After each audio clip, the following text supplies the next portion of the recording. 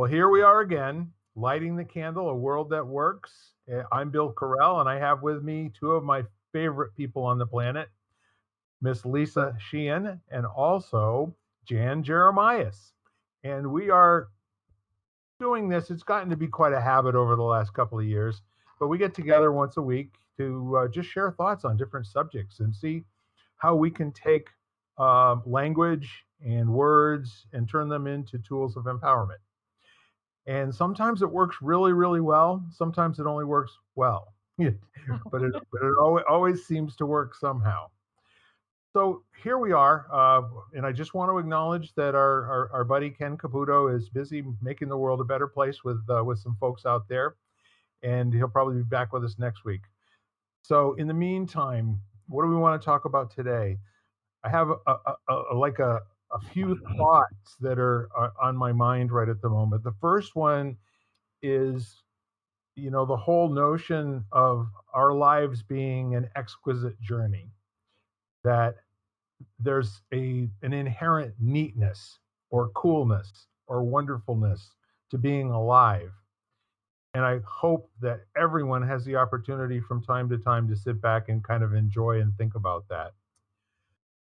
The other thing is that we were talking about a real interesting book. If you would like, Jan, you can say the title again. I know Lisa knows it by heart. And I don't. So Good. This is how we learn. this is how we learn. So the book is called Jesus, Buddha, Krishna, and Lao Tzu, The Parallel Sayings by Richard Hooper. So along the way, I started life out in engineering school, and engineering school has fundamentals, just like any discipline does. In basketball, you learn how to pass, dribble, and shoot, right? In football, you learn how to punt, pass, and kick, run, throw, and block. All those, there's fundamentals, right?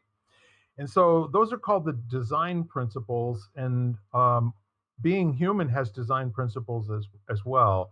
And it just seems like reading something like that and seeing the connection. Although the words are not exactly the same, there's a fundamental human condition that people who are up to something good, no matter what language they speak, no matter what time they're in, are going to come up with some of the same ideas. And I think that's pretty cool. Absolutely.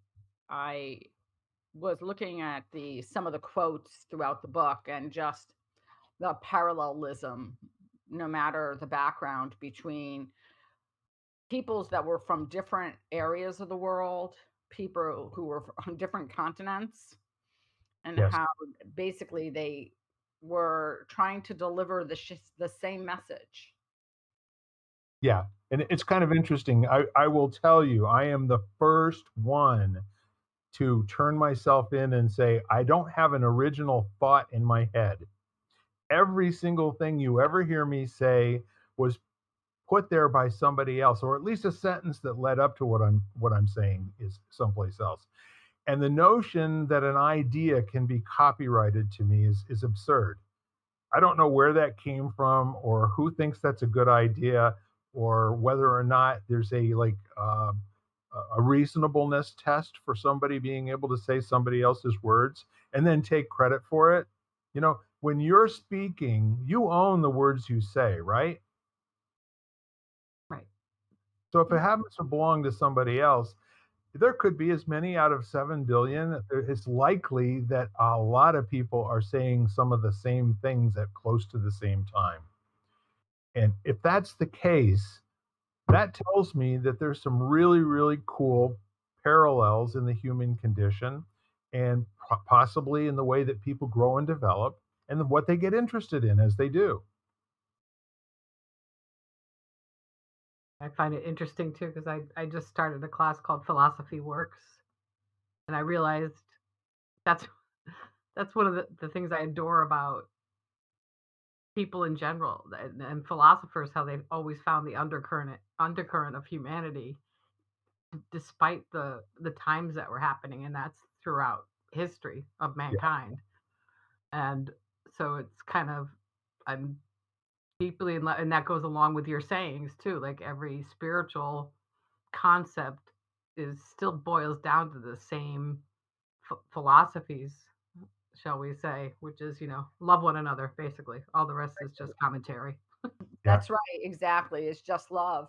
And I think what I also value in the book is the fact that when they look at different quotes, I love the fact that they're phrased differently in some form or another, because I think one might speak to me and another might speak to you, Bill, but they're giving the same message. And sometimes not only is how something's said, so maybe it's something like just a different word, and all of a sudden you're like, oh, I get that. Where someone else might have said it in a different way and you might not have gotten the gist of it.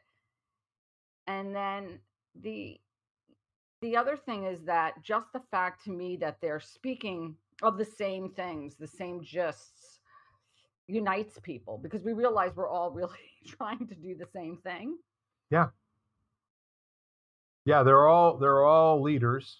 100%. There's no distinction between them and leaders. Their name equals leaders. Okay.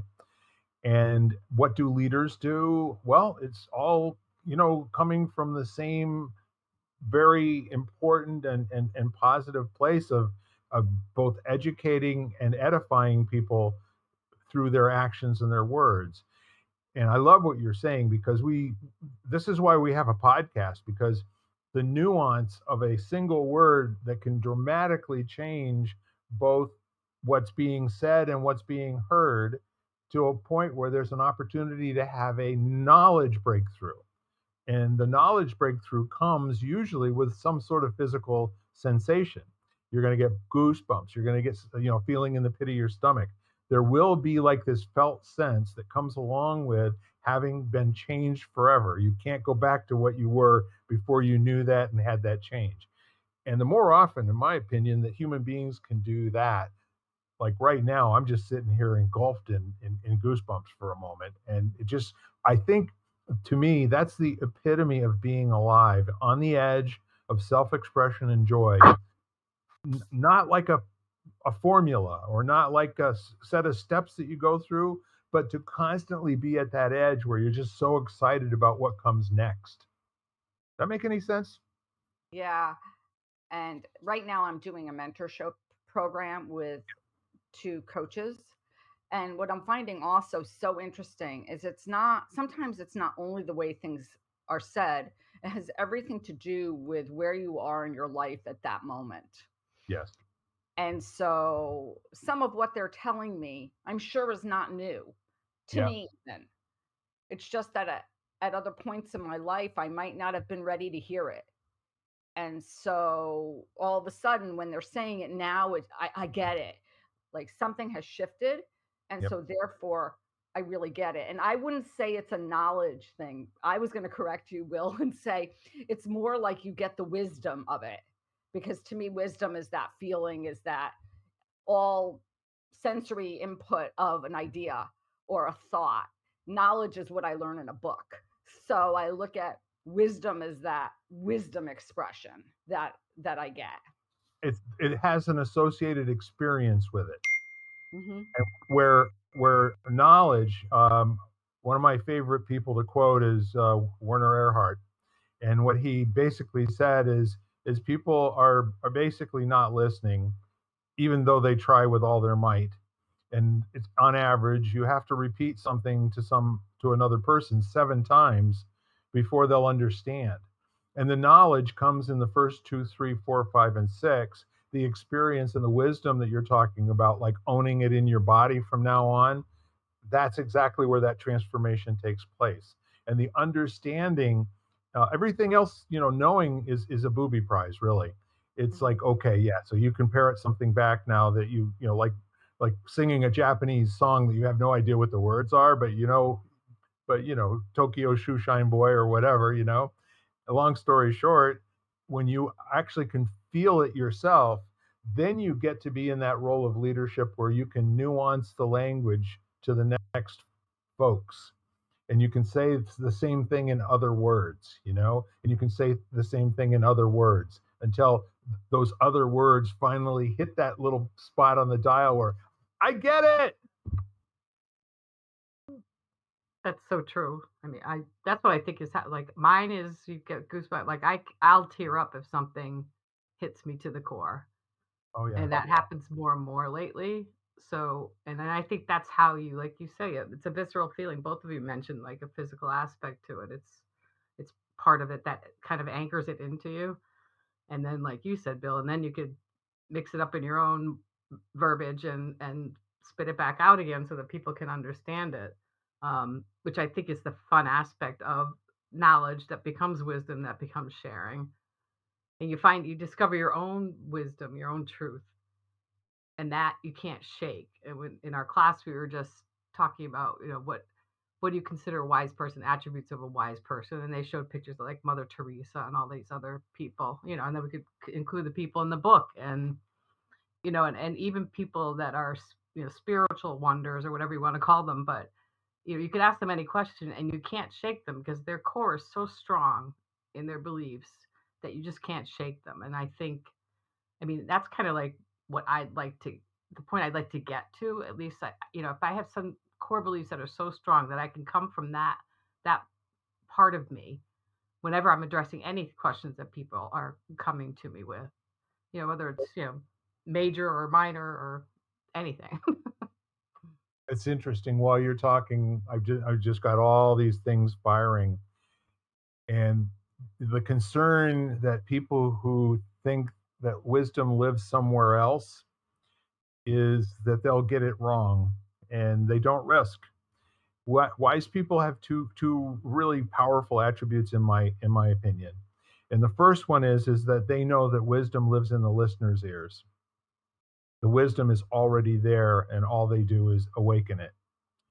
And the other thing is that a person who is fully satisfied with who they are is fully open to be have their mind changed. There's nothing to protect.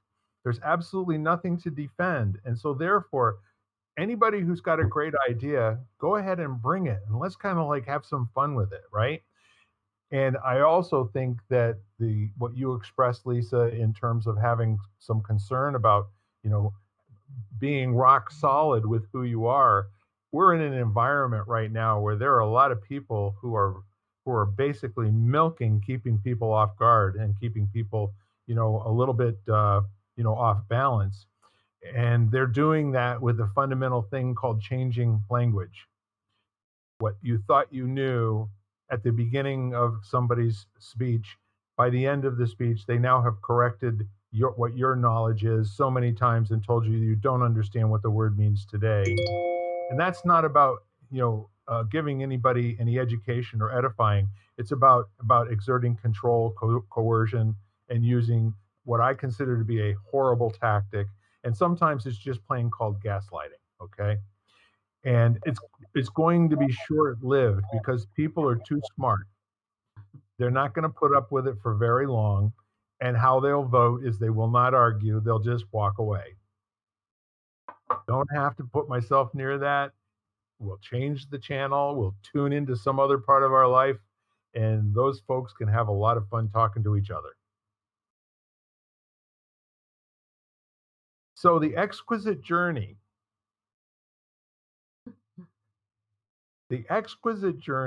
and I think those four human beings, I don't even know how realistic a view we have other than the words that have been quoted from them, which mostly did not get written down in any of their lifetimes. These were traditions that were handed orally, from generation to generation for many or most of them. And so, with that in mind, it's more likely that our experience of what we're hearing is the experience of what someone who heard something and then finally wrote it down. Does that make sense? And if Wrote they're their interpretation of it. Yeah. which is what we do, right? We don't have a Right. choice. Right. It's neither good nor bad, it just is, which is why it's cool to come from a questioning environment instead of being quite sure that the other person isn't saying it correctly. And that's why, you know, uh, when I think about the great leaps forward, have you both had these periods of time where you grew like a weed spiritually and mentally and intellectually to the point where it almost was too much and overwhelming, but it was a good thing? And I got to sleep for a little bit and get back at it in 3 or 4 hours because it's just too cool, to spend any time away from. To me, if people are challenged to really take responsibility for their own growth and development, can you imagine what that would be like if people just went around demanding from all of the wise elders, no, give me more. I want more now, You keep speaking, I'll keep questioning. And isn't that how the traditions of wisdom get passed on? Is the experience of one person through language gets transferred to another person until that experience is lived and felt by the person who's receiving. But the person who's sending isn't necessarily just sending, they are creating that together. Does that make sense? We're all constantly co-creating. That's what communication is, right? One of the ways. Yeah. Well, yeah, machines do it in a kind of an odd way. It's totally, I'm saying this. I'm going to send you a message that says something, so get ready to get my message. And then the receiving piece of electronics says back, okay, I'm ready to receive your message. And so the first machine says I, and the second machine said, did you send it yet? And the first machine said, yes, I did. Did you receive it? Yes, I just received I. And it goes back like, millions of times a second until the whole sentence "I love you" gets transferred over to the receiving side. But every bit it's important to have exactly what is being sent numerically be received on the other end to be the same numeric value. And that's how machines do it. People are a little more sloppy than that for the most part. So if somebody around you says "I love you," what do they actually mean? That's always a question to me. Mm-hmm. Mm-hmm. Do you ever do you ever think to ask what do you mean by that? I've asked that. Yeah, Oh, yeah, I've asked that how'd that because, go? well, depends on the situation, but I think that when sometimes they have a particular um, objective in mind. So when they say I love you, not to be because I say I love you all the time and it's coming from a genuine place, but it's like is there some sort of ulterior motive that serves them more than it serves the person who's on the receiving end? And that's not the way I like to live, but it's very easy to say, okay, well, how am I going to how do I receive this as the person?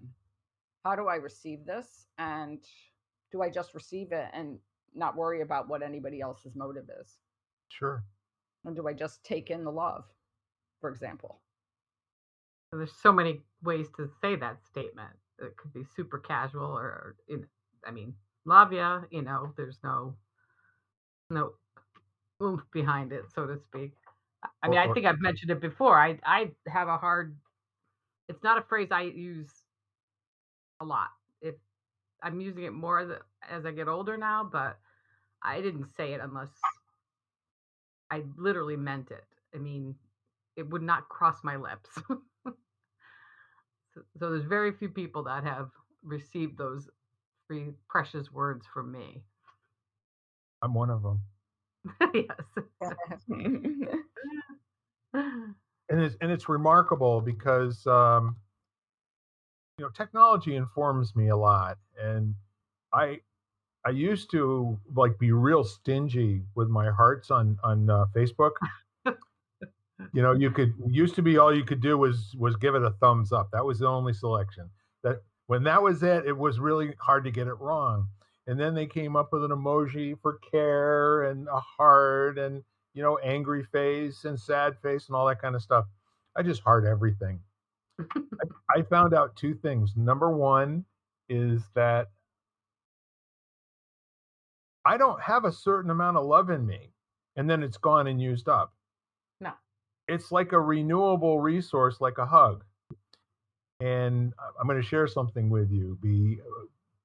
I went to a 50th year reunion for high school on Saturday night. And you can consider that many of the folks I had seen many times over the last 50 years. Some of them I have not seen since we graduated from high school in caps and gowns. So I just made it, no matter who I ran into all night long, I would walk up and I would give them an embrace gesture. And 100% of the people that I did that with hugged me back. And then the next thing I knew, as I started looking around the room, when I first got there, nobody was hugging each other. By the time I got finished hugging 5, 6, 7 people, now I'm looking around the room again. And people that I hadn't even said hello, I noticed that they're all hugging other classmates. And it just made me feel like if you're going to be an instigator and a leader, why not do something that costs people nothing? It really costs you being generous with your own self and being willing to potentially be rejected.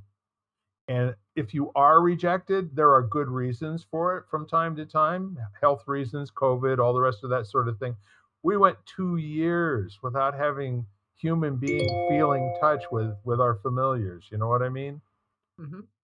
And so it's kind of a neat thing for me when I say I love you to people. And this is a true story. They asked me to come up and share some experiences in high school at the microphone. And so at the end of it, I was talking about how close I felt and how much better I know so many people in the room. There were about 60 or 70 people, including spouses. And so I started to single people out and I said, Linda, I love you. I never knew you in high school. You are now one of the most important people to me on the planet. And immediately before I finished, I love you too, Bill Carell. And then I said, Dottie Ravino, you know what? I love you. I love you too, Bill Carell. And so this is something that a consistent behavior with my friends, my family, and even guys that play golf with. The first gesture is an embrace and allowing somebody into that totally psychologically protected 3-foot area that's supposed to be your space. When you're generous with your space and you're generous with your heart, I think the world gets it. I really do. But I think there are other ways to communicate that. Especially when you are face to face. About a week ago, I went out with two close friends. One of my closest friends was 80, and we were taking her out for her birthday. Yeah. And right away when we got there, and I've spoken to her, and I've been on Zoom with her, and I've maybe seen her at a distance, maybe once or twice in the last few years. But she said to me, "I'm not hugging," and I was like, "Okay, it's cool." But you know, not even as the day went on, the love was still there, and it was just so apparent. Yes. And as we chatted and our other friend and everything, we didn't need that physical. Yes, would I have liked to have given her a hug? Yeah, but it wasn't necessary for how much, for the feeling to be transferred from one to the other or vice versa. So can you share just a little bit with how you replaced an embrace so that there actually was a feeling of exchanged love? I think it I was, think it's important. I agree with what you're saying. It's not just one size fits all. I mean, it was eye contact. Yeah. It was like real eye contact. It was smiles. Both of us were really excited to see each other, so you could tell we both got teary. Yeah. And the tone of voice and the reminiscing and the stories we shared throughout. We were together for the afternoon and for the evening, for part of the evening, and the stories we shared, and just and her response back with what she shared verbally, like, oh my gosh, I can't tell you how much this has meant to me. And and the texts afterwards, after thanking us and everything, it was just like the whole afternoon, and it was just like a love fest without necessarily that physical embrace. And so it was just beautiful, but I think a lot of it was facial expression, eye contact, which is why when COVID was around and everybody was wearing masks, it was very hard because not only didn't you touch people, but you couldn't read their expression necessarily. Yeah. I think Lisa, genuine listening adds to that too. I mean, we all learn how to listen.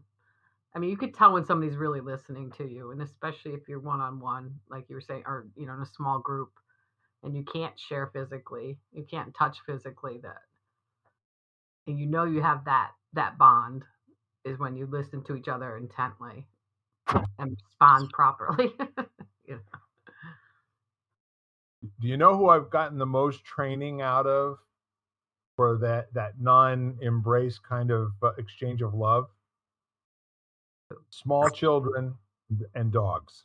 You know, they're the communication that goes on, with moving around and wagging and all the rest of that sort of stuff, and getting on the same wavelength as a 2-year-old or a 3-year-old, and they can both of them can spot a phony a mile away. You ain't getting away with any wooden nickels there, that's for sure.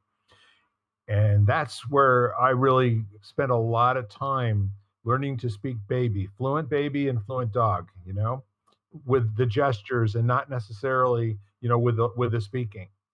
Right. They're so physically expressive, both. Yes. I have a photo that I took. I took a selfie actually, and I've learned uh, that if I ever want to get like a selfie with Tonka, my dog, the best way to do it is if I hold him, because otherwise, then I can set the camera up on timer, and then I can actually get him in the right position. So I have this photo of me. He's looking straight at my face, and I'm looking straight at his face with this mutual expression of love. Like, it's just, you can tell in his eyes the way he's looking at me, and it's really usually pretty obvious when people see me with him about how much I love him. And animals are truly expressive in love with their whole bodies. It was just a picture like that, but it was a groom with his best man who was his dog, and the Yeah. dog had on the front of the tuxedo with the tie, and the dog is just looking up at him, and he's looking down at the dog, and he's bent down to fix his tie, kind of thing, and it was so pure. It wasn't even you didn't question what that look was in either of their eyes. Similar. I had a photo that I came across, and was this, I don't know if it was a couple or someone holding a baby, and it was beautiful, like kind of it was a newborn kind of in the crux of their arm, and just holding it and looking directly in, and that there was that element of real love that didn't, that was just so pure. Yeah. Yeah. Over the years, there's been a lot of change in what the word love means to me. And, I think mostly when I was growing up, what I saw expressed in other people, including my parents, was love was for them claiming and possessing. It was having rights to something. It was not necessarily an expression of anything more than an unlanguageable feeling that they had for each other, and then they would be miserable to each other. It was so strange. And along the way, I had a friend, and actually she taught me this. She said, "You know what I love you means?" And I said, "I think I do, but what do you got?" And she said, "I love you means I love the way that I feel about myself when I think about you." You know, Thinking about you instantly transforms me into my best possible self. And I love that. And I can't wait for more. I always thought that that was kind of a neat way to look at it. Hmm. But I think it's in that yes, it is, but it's to me, in addition, like for me, that's great, but it's also there is that feeling that you get, it, the feeling which I feel in my heart, I do feel it, and you just feel love toward a person, um, a thing meaning nature, for example, where I think you do feel that. It's interesting because I respect the experience that you have and the right you have to say that. And I wonder, if for some young people, like, they say the average person will get married either 3 or 4 times in their lifetime this year. And I'm sure they were absolutely dead sure that they were in love, right? I mean, was it in lust? Was it infatuation? Did they have gas? I mean, what could it have been that they had this such strong feeling that it was undeniable? And then as time went on, the communication or whatever broke down to the point where they just couldn't live with each other anymore. I've always asked that question of not directly, maybe sometimes to divorced couples. Yeah. What was it that you loved about him before? It's not there now, and you can barely ever get a real answer because people don't think of that when they're leaving. No, It's not even a thought. It's just that I don't, we just can't do it anymore, and bye bye. And that's the one thing, with blood being like one of those unconditional love elements. You see people that break up and they never speak again if there's no children involved. It's just like that person never existed. And I find that kind of unbelievable. I mean, we've all had that experience of having, girlfriends or boyfriends throughout our lives that, just disappear for one reason or another. I mean, just because there's no certificate between you doesn't mean you didn't have a relationship. So, and then it's gone and then you never see that person again for the rest of your life. So, yeah, what happened to that love? I mean, having maybe that love doesn't go away. And so, first of all, I think that when you look at a relationship and you look at love, people change. And so I think sometimes it's hard to firsthand experience. Sometimes you look back on a relationship, and that's what I did. And in my circumstances, and I loved what it was, but that wasn't applicable now. So what it had been, or my perception of it, was what I loved. But as time went on and that perception was gone, then I'm not saying I didn't love him, but it was different. And then the second thing is that when a relationship ends, I don't know if it's necessarily a lack of love or the loss or the pain that people can't come to terms with. Or the fact that that love is still there, and for that reason, that disconnect, or the fact that somebody said that they no longer love you even if you love them, is too painful to be in that direct. It's too painful to sit in that space for too long a period of time. Could be all the above. That's Every right. relationship has a different. I mean, I know there's people that I wouldn't even be able to recall a name. What I mean? Never mind if there's still any feelings there for them. right. But there's yeah, to fall in love with the idea of something is definitely something you see people do all the time. I have a friend that keeps insert man here, you know, make him live up to this ideal role, and then man pops out again because he's not fitting into that square, that round hole that she's created, kind of thing. And it's kind of like sad to watch because unless they fit these requirements that she's built up in her little book that's in her head of, this is what you do if you're a boyfriend, and this is the course that it should follow. And Well, It can see, never be that way. Life just isn't that way. yeah, and what's interesting is while you're both talking, I'm getting an image of two people walking around the world, acting like everyone that they meet is a slot machine, right? And they're pulling the lever on each person. And if they get that feeling, whatever that feeling is, the one that they've labeled as how love's supposed to feel, it's like winning a jackpot, right? And so they'll go back for more of that, and that keep going and keep going. And jackpots don't come that often. So there's this whole huge thing about deciding to love somebody and not just having it associated with some sort of a feeling. The feeling is cool, and that's okay. However, there are long periods of time, especially when you have to care for somebody who's really ill, that feeling gets replaced with something else, which is a sense of duty and a sense of responsibility. And those are all components of loving somebody, not just being in it for the goodies and the good feelings.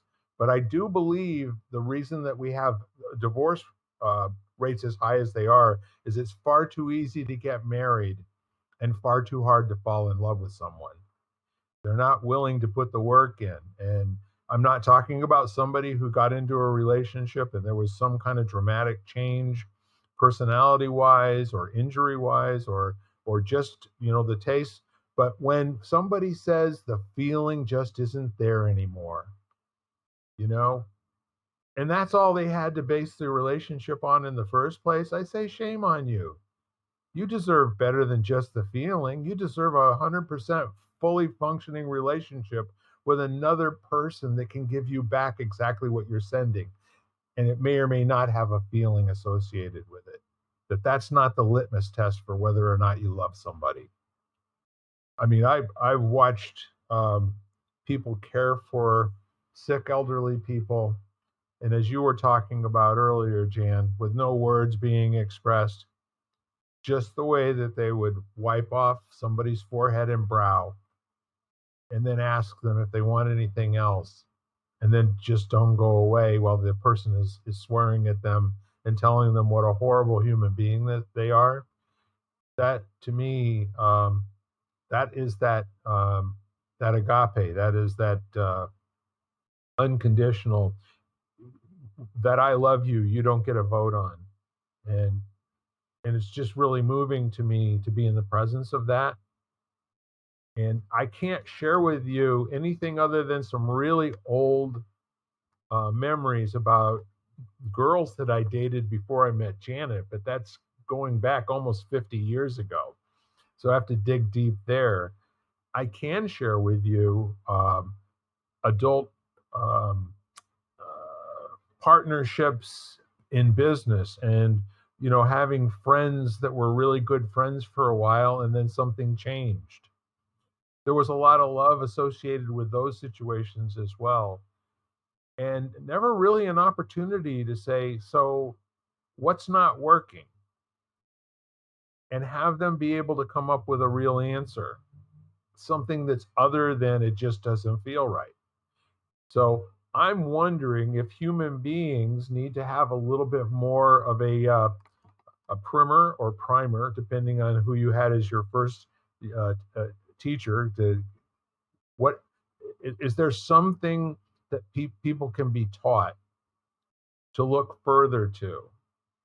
How is it that some people are lifelong mates and like animals? Some animals are lifelong mates and some have harems.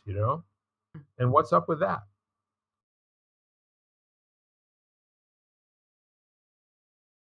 I That's one of the questions of life, right? Is because I've seen couples too that I admire their relationship, and I'm going, what was the first thing that attracted them to each other, and how do they still see it in each other? Because you can see it, like we were talking about, non physically expressive admiration. You could just see it in them. Um, if there's a primer, because I'm sure we've all seen too many families that speak to each other horribly. Yes. and then carry that out into the world that way. And you don't know, and it's as much habit as anything else. They don't even know it's wrong, but maybe a primer in mutual respect for people. Yeah.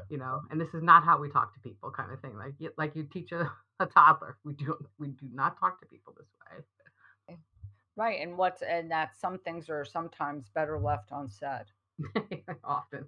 Often, right. And I'm having that experience. I'm here with my folks and love them dearly and almost said something, love them. I mean, very close, but almost said something. I was going to say something the other day and thought to myself, what purpose would it say what purpose would there be for me to say that?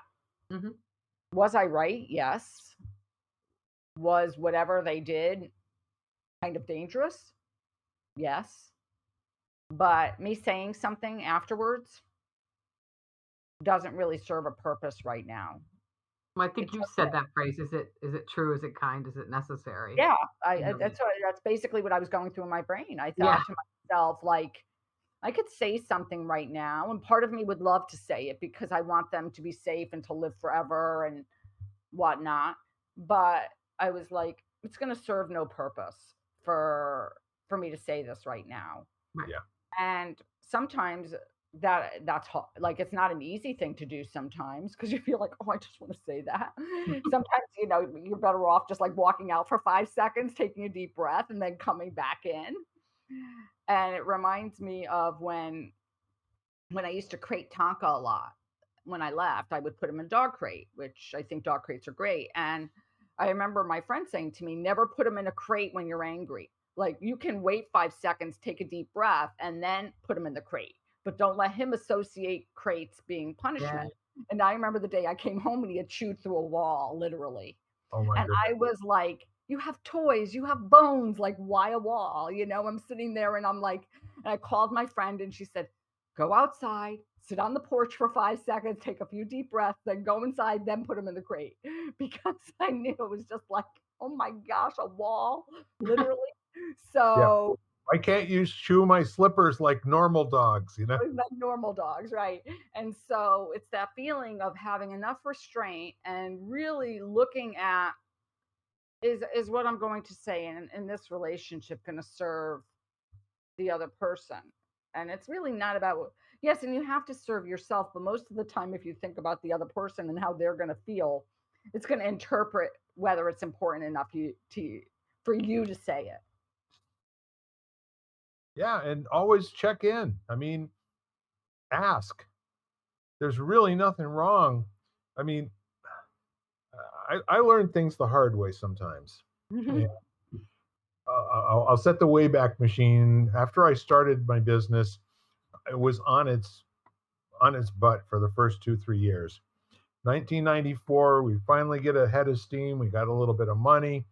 I go and I buy Jan a 1 year old Volvo station wagon, red, and delivered it up.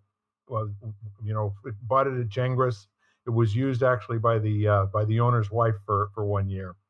And so they got me a big red bow, and she was up in Founders Plaza, and all the people with their nose pressed against the glass. We delivered this car to the sidewalk so that they could all wave, and she came down and got the car, and it was a big surprise.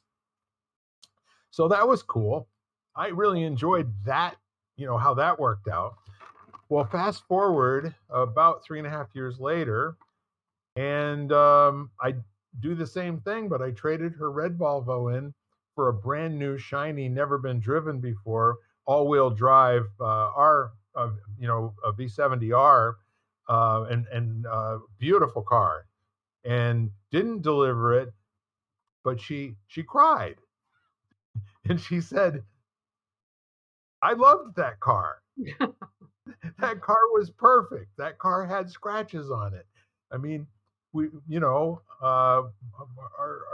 we took our dog to the vet in that car, and on it went. And I go, so then we went shopping for a grandfather's clock, right? She always wanted to have a grandfather's clock.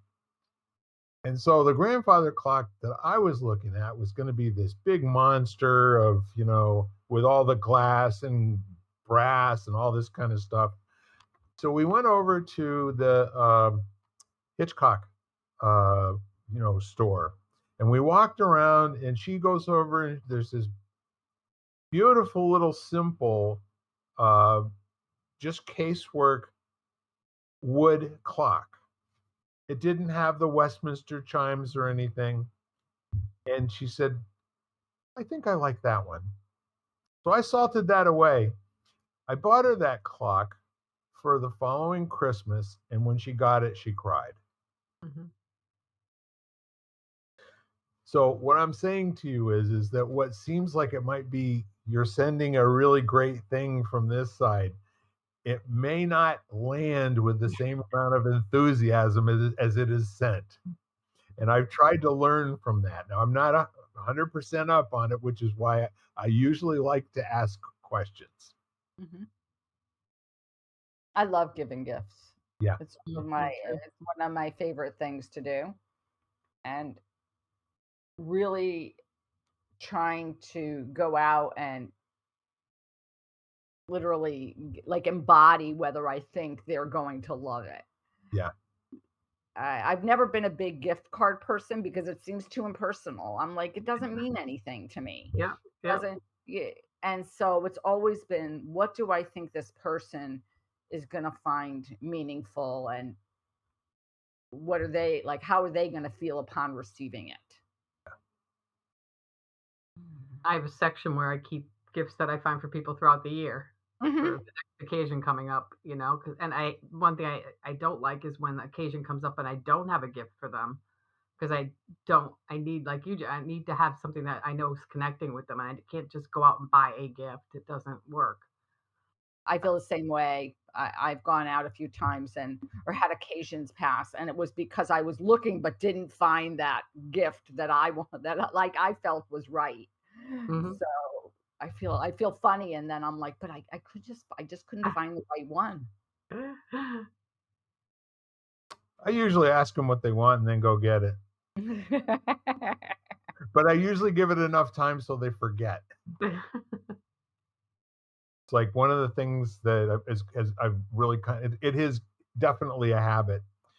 But for any special occasion, for my dad and his wife, I send them the edible arrangements, chocolate dipped strawberries. Yep. They absolutely love them. And this is, they're finally up here from Florida. And uh, the first time that I saw them, I went and got a half dozen chocolate dipped strawberries, and I brought them in. And my dad, who's my, his memory is failing, and Marianne, whose memory is failing, and they go, oh yeah, we love those strawberries. Bill, where did we get those strawberries from for your birthday? And I said, I might know how you got those. Moving on now. Not important that you remember. Did you enjoy them? Oh, yes, I enjoyed them a lot. But the being a gracious gift receiver was never easy for me. And I don't know. I mean, I can't point to anything or anything that happened in particular, but it always seemed like it was my responsibility to be the magnanimous creator of an instance where somebody gets pleasure out of receiving a gift. And I've gotten to the point now where I have transformed that because I saw it as a real gaping hole in my personality, for one thing.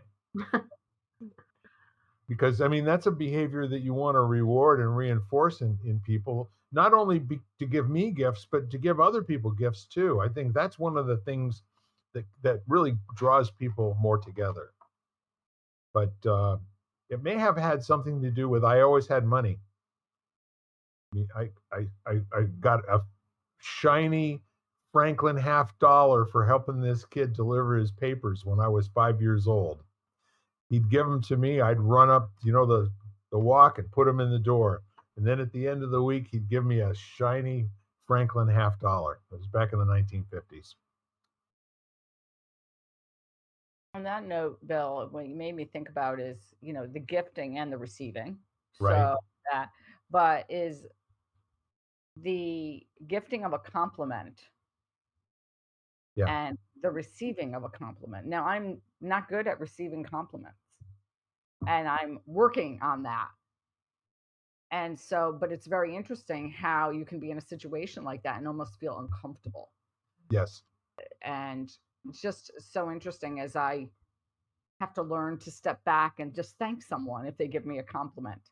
But getting beyond that, whatever that feeling is, that and why that is. And I love that you said that, because I think that it's so interesting for us to look at things like that about ourselves and say, okay, well, what about this makes me feel off or uncomfortable, that I don't like receiving a compliment, or I don't like receiving a gift, or whatever it is.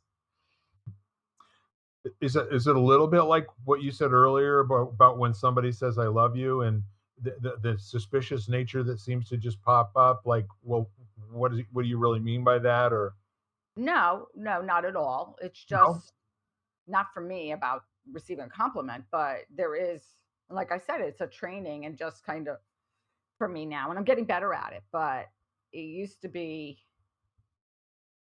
almost like I would just let it pass by without acknowledging it all. Yep. And then now it's kind of like, okay, I'm going to acknowledge that and thank whoever gave me a compliment. Yeah, because you rob the giver of the joy, Right. That's right. Exactly. because we all are such great givers. We know what we get from doing it, and so we have to reciprocate that to people that want to give us those things. I mean, I love getting presents. Oh, I'm not talking about presents. I'm talking Oh about no, I know, and compliments do take some time to get used to, especially I think our generation. We're just they weren't forthcoming all the time, so it wasn't something I was used to growing up. I've gotten much better at it now with my group of friends that we constantly are doing that with each other. So you know what I think about that is that we are trained, and those 80,000 messages that we hear in our head all day long, which are mostly not complimentary, are the ones that we listen to, and we empower those thoughts. Hmm. And when somebody offers you a genuine, bit of feedback, like, Jan, you really are a sweet, empathetic gal, and I'm really glad that I get to spend time with you. And if that's not like, lined up with what you have been listening to recently on your own radio station, it might be a little awkward. It might create just a little bit of a little bit of awkwardness. hmm I agree with you. I think that a lot of times, those the self talk Hmm. is very loud and very and tends not to be positive a lot of the time, Yes. depending on. And then all of a sudden you get a compliment or someone says something and you're taken, like it's almost like you're taken aback. And every now and then, the same thing can happen if you like self compliment yourself. It's like when you say something and it's really wise, and you're like, did I just say that? With this sort of shock in your voice, like in your thoughts. Did that really come out of my mouth? Good for you. There's nothing better than realizing something about yourself that works. Mhm.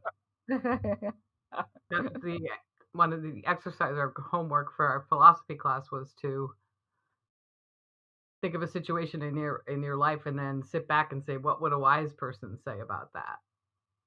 And it's kind of interesting when you sit back and it's internally coming from you, but if you and we all have it, but to take the time to actually listen for that wise person that can compliment you and, and it's true, that kind of thing. Yeah, I've done a few things lately where I'm doing this mentoring program, and we had to ask 5 people different qualities about ourselves. And if they were to speak about us, what they would, if they were to give us a compliment or talk about our positive attributes, what would they say to us? And it was very interesting hearing it from other people. And I'm actually collaborating on a book right now. And so what we decided to do is we're interviewing each other for our bios, because we were all going to write our own bios. And then we said, well, it would be much better if there's four of us all together, is if we talked to each other and asked each other questions, and then wrote down, let's say I interview Bill and I write down what my feelings about Bill and what I think about Bill, and then combine that and have that be our bios. Yeah. I once did it was a dual painting. So it was the artist I knew was holding this event. So my niece was on one side of the canvas and I was on the other. And she wanted us to start with saying positive affirmations. I wasn't really sure my niece knew what that was. So I said, I like to go with like, I am, but she misunderstood me and thought I meant to talk about me. So she Oh, started writing fun loving aunt, really cool and all this other stuff. I switched it around and started writing things about her. So it was really, I mean, it was so much better than what I initially thought. And then, we paint over them, but they're always there, and we took pictures along the way. But it was interesting to have that Yeah. switch around and to hear what other people really think about you on the spot like that. that's right. And it was very interesting getting that feedback from people, because Hmm. how often we don't see ourselves the way other people think of us. Mhm. You're talking about wisdom a lot today. Um, I'm not entirely sure that there is any wisdom.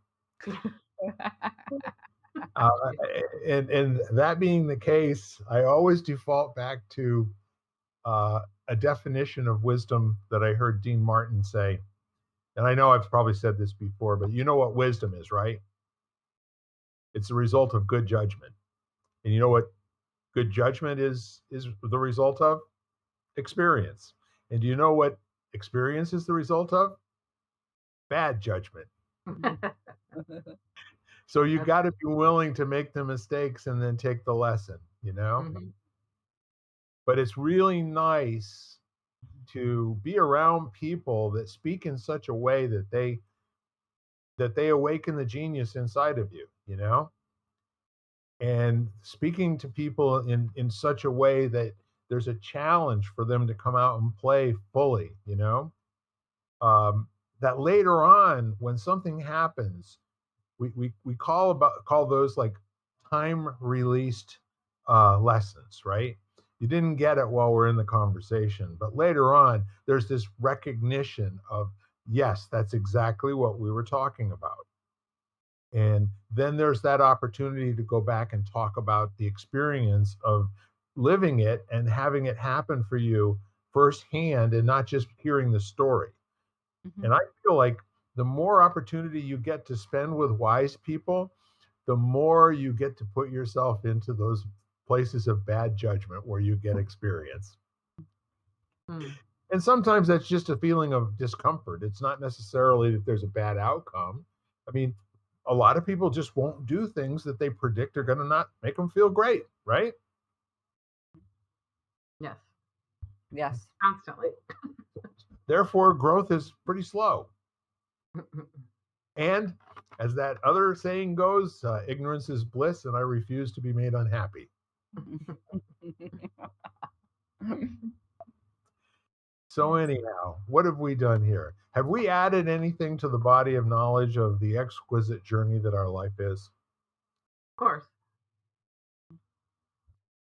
at least another perspective, like we were saying, if you could hear the same thing, but if the right person says it in the right structure of sentence and using the right words, you suddenly hear it.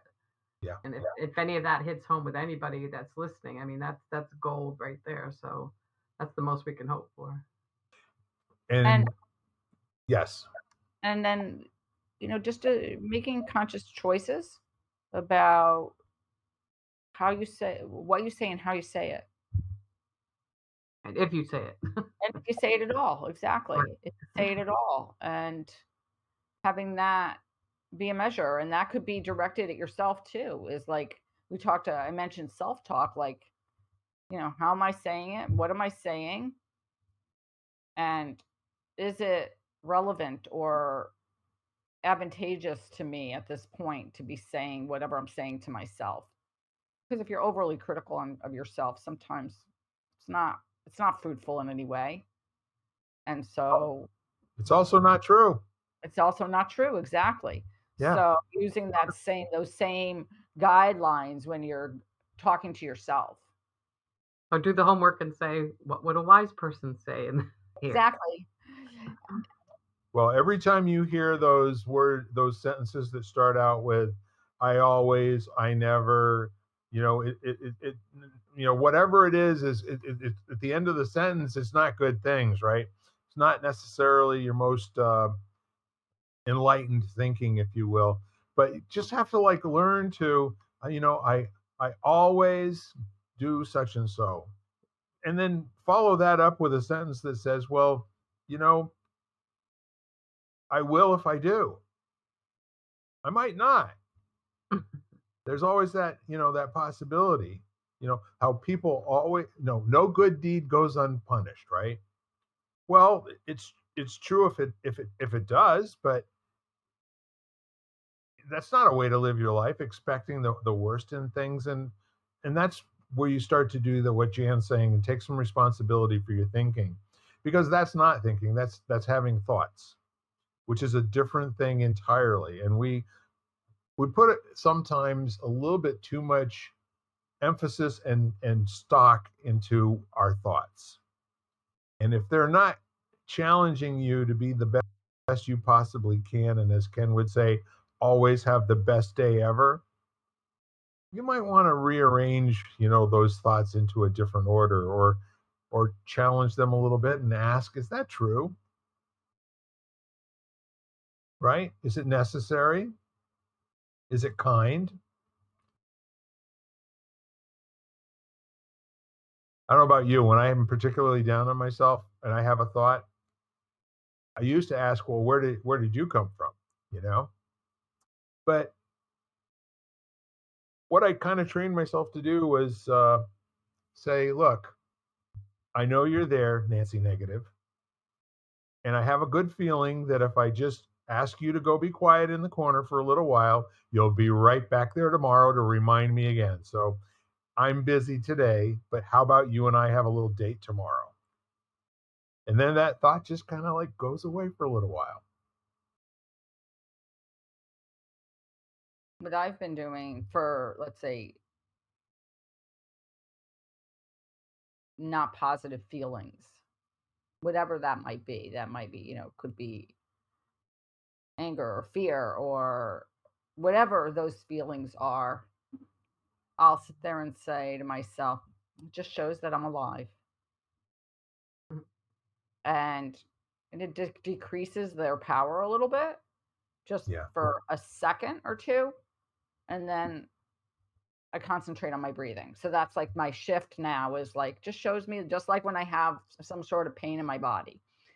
yep. Well, it's telling me I have a body. Mm. That's what it's telling me. I have a body.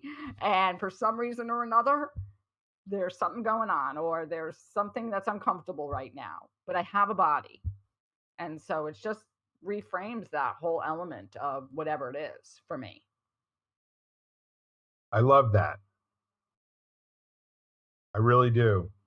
You take the emphasis and the urgency and the power away from the thought because it had no power until you had the reaction, right? Hmm. So why not give yourself a shot at having a second reaction differently? Right. And sometimes it's not immediate, but it can take a little while to transition out of that, whatever it is. But that it doesn't take long. And there is that point where, of like you said, the pause. And so you're not, what we might say, you're not reacting to it. And Right. you're also not feeding it. So most of the time with thoughts, the more you feed it and the more attention you pay to it, the more opportunity, or the more it comes in and the more opportunity do you have to live it. Absolutely. So we are pretty much at the end of our hour. And any final thoughts to sort of wrap up? The only thing I can make love, not war. Why that Yeah, came to my mind. 100%. I would say go out and have a conversation with someone, especially somebody that you know well. Maybe practice some of these tools, like practice giving compliments, practice telling the other person what you like about them or what you love about them, and being willing to hear it in return. I like that a lot. I also like the idea that if you're having uncomplimentary thoughts, call one of your closest friends and check in with them. And don't ask them to soothe you. Just ask them to respond and react to what you're thinking to yourself. Well, thank you very much. Two of my favorite people. I appreciate spending another hour with you. I think we've had some good times here today, lighting the candle, a world that works. And to you at home, always remember that everything that isn't action is a conversation. And every conversation can be either resolved or enhanced by another conversation. So when you're called to take action by a conversation, make sure you understand what the indicated action is and make sure you choose the results and the outcomes that can come from that action. In the meantime, I love you all. I really do. And I mean that with all 260 pounds of me. Bye bye for now. Have a good week. Have a great one, everyone. You've been listening to Lighting the Candle, a world that works, part of the Exvadio Podcast Network. You can catch us each week, as well as the rest of the network, at exvadio.com/podcasts, as well as the Apple Podcasts app, Google Podcasts, Spotify, iHeartRadio, Stitcher, Audible, Amazon Music, and wherever you find podcasts.